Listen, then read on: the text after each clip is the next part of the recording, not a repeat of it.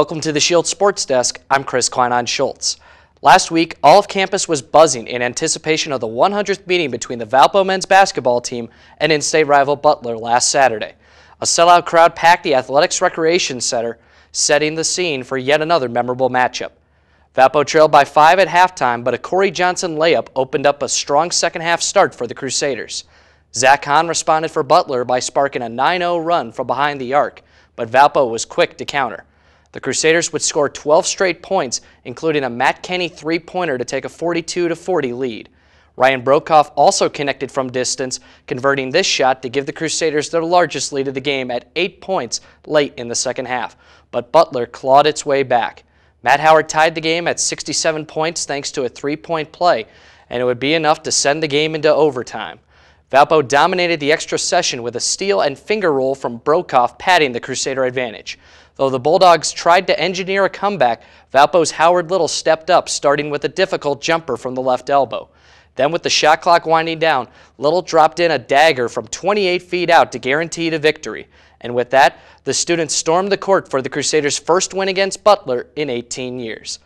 The overtime thrower sets up an equally exciting contest on Thursday night between the two top teams in the Horizon League.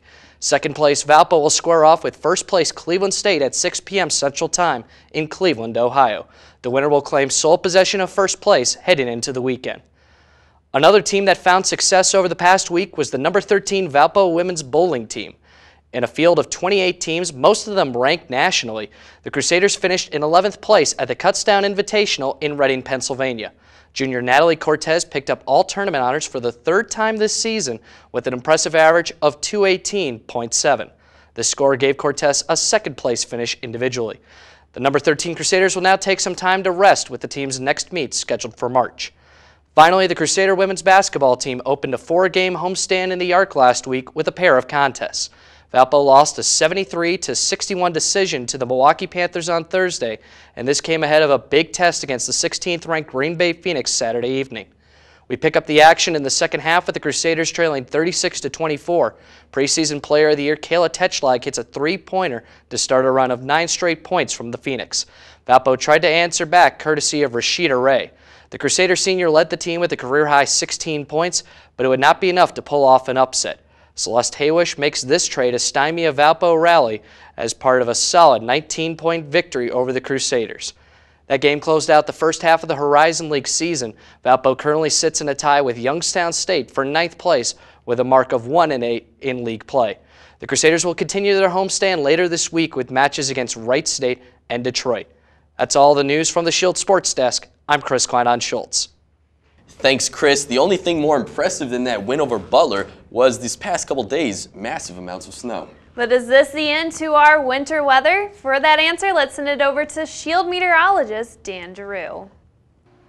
Thanks, guys. We are seeing that snow finally make its way out of our area, but we could have a few lake effect snow showers hanging around. Once they're out of here, we're done with snow for the next couple of days. We're going to have a high pressure sitting off to our east for Friday, and that's going to scoot out of here, and our next system comes in. That'll be making its way through Minnesota and Iowa for Saturday, and that could be knocking on our doorstep for Sunday.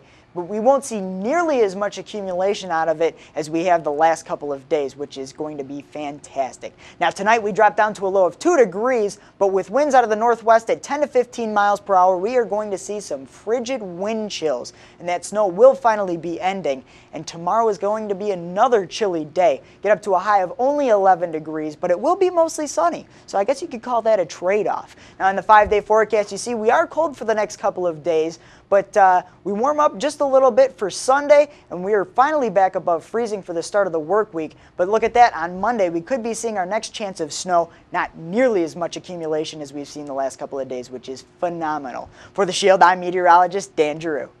Thanks, Dan. And more Valpo news.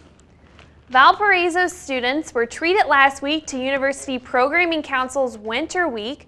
The event included an event each day which students could attend to enjoy the winter scene. On Sunday, horse carriages were seen strolling around campus as students were taken for rides. On Monday, those in attendance had a chance to win iPads and digital cameras in a Deal or No Deal game. And on Wednesday, the movie The Social Network was shown in the ballroom. The week ended with the Special Olympics fundraiser, Polar Plunge. When students returned to campus after this past summer break, they were greeted by the Mercury sculpture, which is now located near the roundabout. The art piece is currently being rented for 3 years, and Mayor Costas says that the city is always looking for ways to include public art in the future. The sculpture was the city of Valparaiso's second attempt at adding public art to its city. The first attempt was a sculpture named Caritas and was heavily criticized for its clashing with the historic courthouse. Caritas, which is commonly referred to as the butterfly sculpture, was moved to Valparaiso University in 1995 and now sits on the grass in front of Guild and Memorial Hall.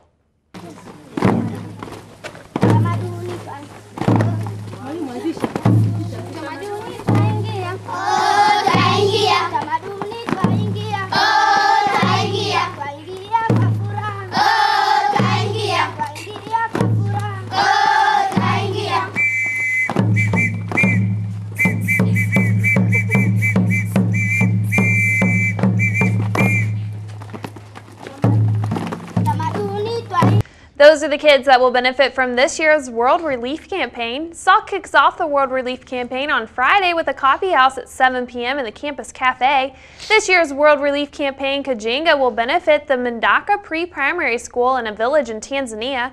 SALT hopes to raise $12,500 to help build a pre-primary school building for the children. That's all from this week's Shield. Come back next week for the latest Valpo news. I'm Justin Thompson-Gee. And I'm Lauren Whitney Gottbreath. Have a great night, Valpo. Check.